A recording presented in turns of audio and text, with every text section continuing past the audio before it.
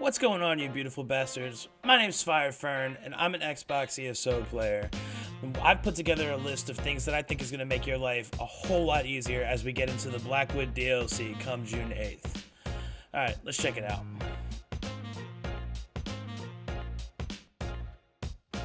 Alright, so the very first thing we're going to talk about is Ledger Domain.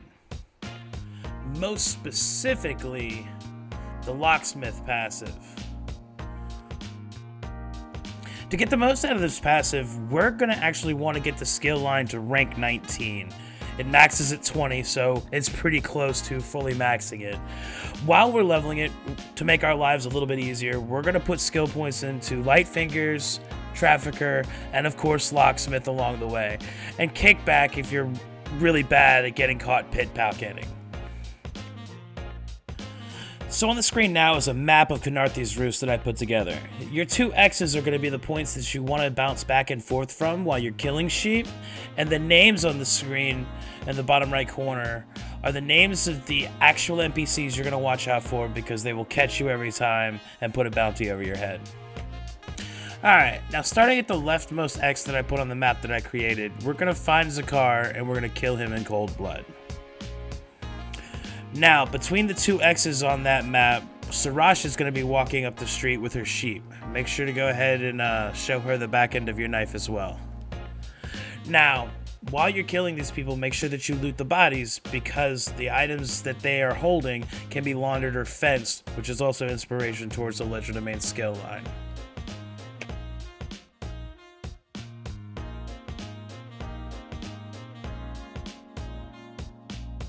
Alright, now we're going to head to the X on the map, northeastern from where we started, and we're going to find Salit on the left, hanging in a cluster of sheep.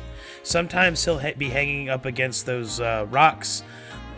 The NPCs all have their own kind of dedicated movements, but kill him, steal his items. And then across the street, you're going to find Deshur.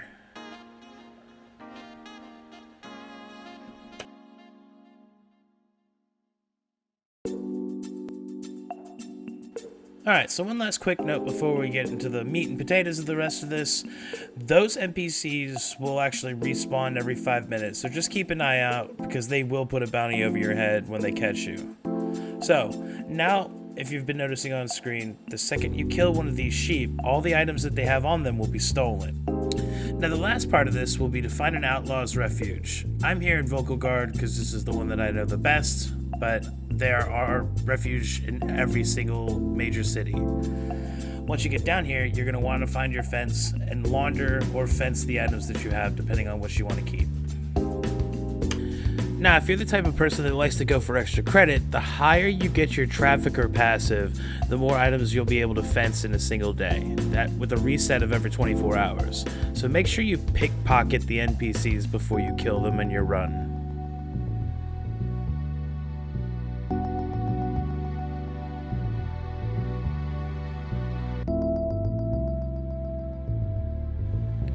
Now, I'd almost forgotten to mention this, but if you have access to the Thieves Guild DLC and you complete the main storyline, you'll actually get Faria the Smuggler as a summonable assistant. So she works exactly like your banker or your merchants. You can summon them out in the wild so that you don't have to find an Outlaws Refuge.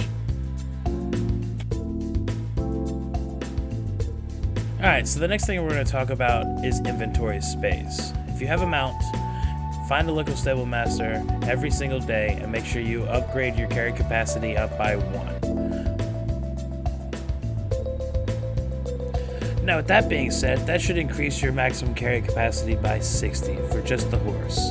Now I'm going to include a handful of maps on screen for where your pack merchants are, for Aldemary Dominion, Daggerfall Coven, and Emberheart Pact. Each of these locations you will find a pack merchant, and it'll increase your total max carry capacity by 140. So make sure you save some money, because in order to get every single one of these upgrades, it's going to be about 180,000 gold.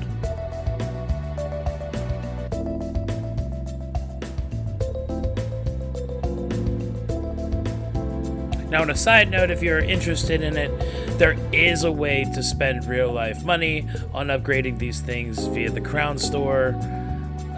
but that's at your own choice. I'm not going to advise you one way or another. So with this all done, the horse plus the pack merchant, you should be sitting comfortably at 200 inventory space.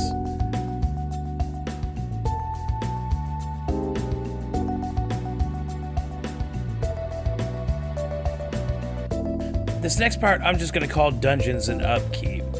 So anytime you do a random daily dungeon, it's going to net you 100,000 experience, which is really good when you're trying to level up your champion points, and it'll give you 10 Transmute Crystals, which will help you reconstruct now that that has made it so that it's cheaper when you have more stuff in your collections or your sticker book than it would be if you were to transmute a single piece.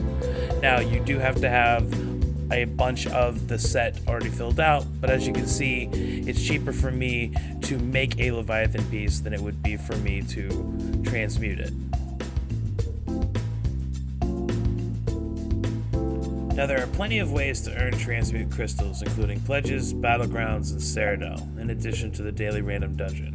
But in the month and a half that I've been back to the game after a year-long break, I have found that the fastest way to gain the Transmute Crystals are through the daily random dungeons on multiple characters.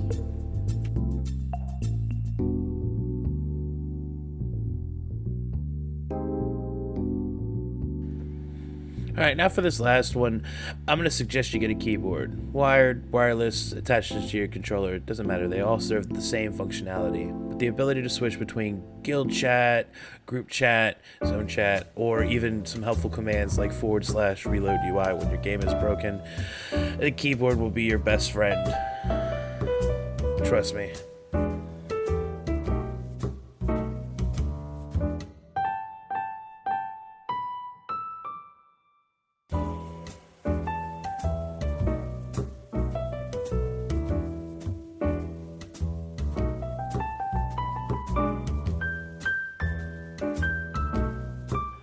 And lastly, I'd like to thank you for making it to the end of my video.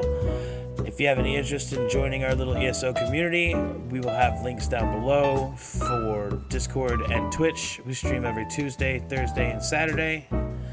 And I hope you have an amazing day. Peace.